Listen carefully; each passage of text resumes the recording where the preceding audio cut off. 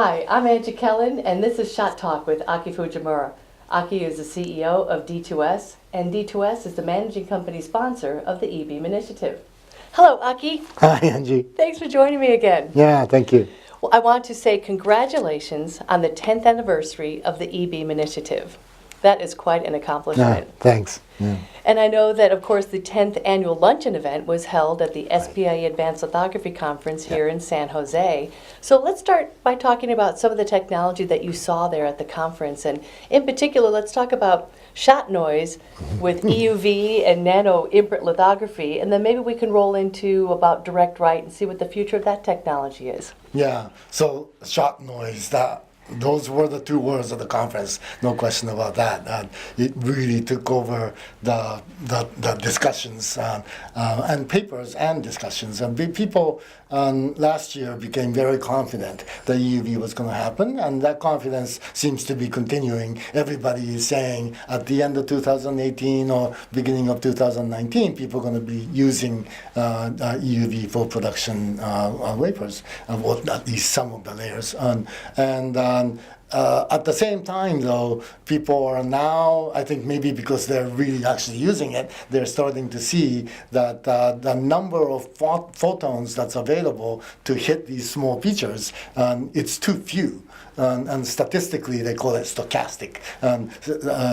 Statistically, it's very likely that there will be line edge roughness, and that may become a big problem in the future. It's probably okay for 7 nanometer, but as we try to shrink down using EUV, it might become more and more an issue. So that was definitely a big topic. And then when people talk about nanoimprint lithography, because it's imprinting on one-to-one dimensions, there is no shot noise for nanoimprint. And Hayashi-san of DNP, who's a luminary that always is at the leading edge of talking about nanoimprint lithography, he mentioned that specifically, hey, nanoimprint has no shot noise. So there's a lot of advances there. They showed printing of line on space patterns of 14 nanometer, which is really amazing. I think the issue with nanoimprint is going to be not so much the lithography part of it, but processing after is probably going to be challenging for those really fine features, but it's definitely looking very good from the lithography perspective. And it's still being talked about as only technology that can be used for defect-tolerant things like memory. It's not good for random logic. But that comes to an interesting discussion about defect-tolerant computing too. Direct write is also something that came back at this conference. Mapper, which has a direct write technology, hadn't presented at these conferences for a while, but they came back and said they have a 1 wafer per hour results, and CEA Ledi in France, they have a mapper machine, and they've been able to produce several interesting applications that use that technology. So I thought that was really interesting. I think in the future, eBeam has definitely much less. There's many more electrons than there are photons to expose the same area. So eBeam direct write may make a comeback in the future. The existing technologies might be too slow, but somebody might invent something that allows it to be useful in the future. But short of that, it may be that what Jan Brodowski talked about in the keynote, which is the need for neuromorphic computing or some kind of computing that's defect tolerant. It's neuromorphic means acting like the brain, and when you and I go have a drink, we're killing brain cells, but we can still add, right? We can still remember, and we well, can sometimes I can still add. yeah. So. And in the same kind of a way, right? So the brain is incredibly defect tolerant, right? And the same kind of computing mechanics might be what we need to do in the future. So that'll be a big change, but it's also an exciting opportunity. Well, something very interesting. I'm sorry I missed that keynote from Jan as well. Well, let's talk about, were there any updates on multi-beam mask writing? Yeah, multi-beam mask writing is definitely in production. As you know, there's two different technologies. IMS, which is an Intel company, they talked about multi-beam in production use, which is great. And I look forward to seeing that in the mask maker survey this year. And New Flare, which has the other multi-beam mask writing machine, they had an announcement and they talked a lot about the PLDC technology, which is embedded in it to do inline MPC and edge enhancement for improved resolution of these mask writing machines. Oh, very good. Well, let's switch topics a little bit and talk about deep learning. And I know this is something super interesting. What did you see about deep learning at the event? Yeah, I attended 6 papers. Some other people said there were many more papers, and I missed them. I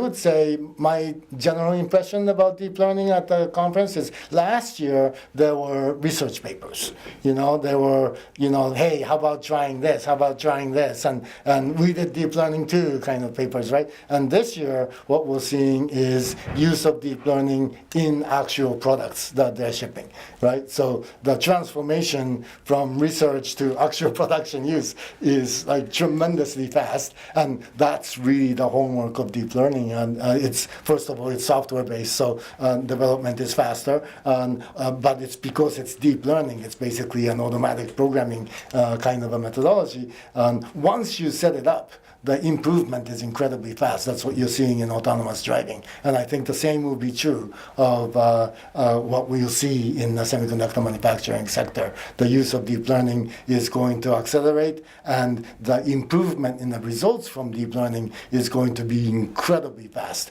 because it does it by itself. Well, it looks like this year's SPIE Advanced Lithography Conference had a lot of progress on key technologies this year.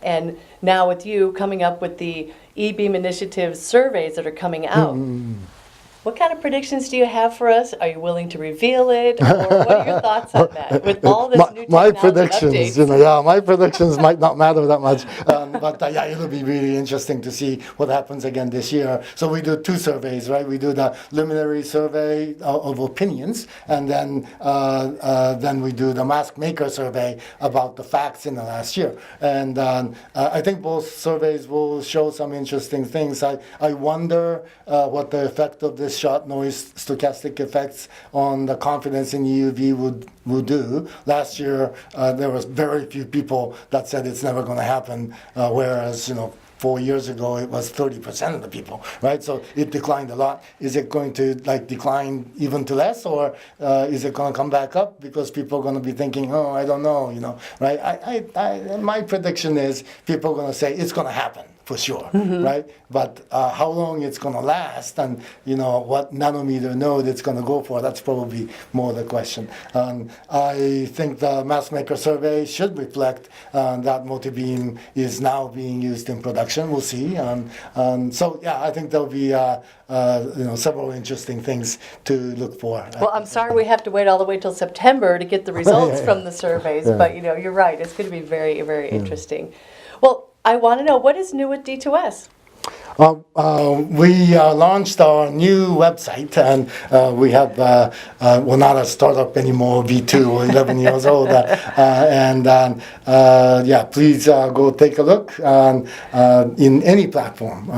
That wasn't true before, but now it's, kind of coming up to the modern times. Well, you have a new logo, and we're going to show that right under here for you, as long as the website as well. And I understand you can access it using any platform. So this is a very modern website. So I can use my phone, my tablet, whatever. With Jan, I could do my neuromorphic computing if I really wanted, right? Access the website. So we're looking to move into that realm. But I want to thank you so much for your time, Aki, and sharing your insights with all the new technology that's out there and where things are going. And we appreciate it. And I know next time we get to talk about Photomask Japan, which of course is happening in April. So Aki, thank you again. Thank you for joining us. And we hope you'll join us for the next edition of the Fine Line Video Journal.